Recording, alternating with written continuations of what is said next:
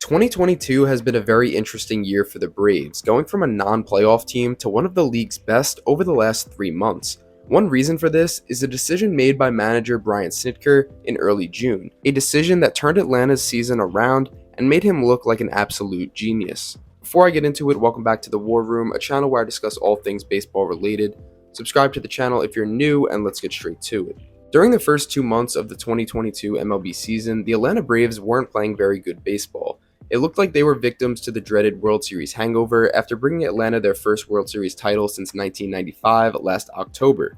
On May 31st, the Braves had a 23-27 record and sat 10.5 games behind the New York Mets for first place in the NL East. The 162-game season is one of the great things about baseball because if you don't get off to a good start, you have plenty of time to close the gap in the standings. However, in order to do this, a team's poor play needs to be nipped in the bud early in the season.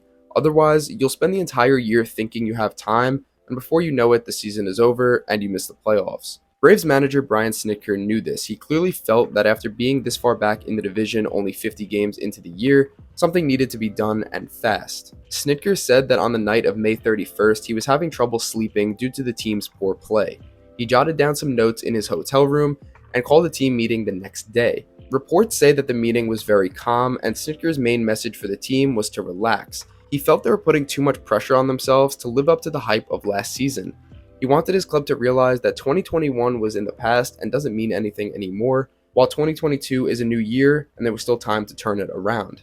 This was a closed-door meeting, so I can't tell you exactly what he said word for word, but whatever Snitker said worked because starting on this day, the Braves put together the longest winning streak of the 2022 MLB season, winning the next 14 games in a row and outscoring opponents 101-41 during this span. The Mets' division lead went from 10.5 games to 5.5 games, and the Braves went from 4.5 games outside the NL wildcard to owning the National League's fourth best record. As the season progressed, the Braves chipped away at the Mets' lead over them in the NL East. And at the time of me recording this video, the two teams are now tied at 85-51, with 26 games left in the regular season. Not only have the Braves proven that they're still a top team in the league, but they're actually way better than they were last year when they won the World Series. Heading into the 2021 postseason, Atlanta was the weakest team record-wise.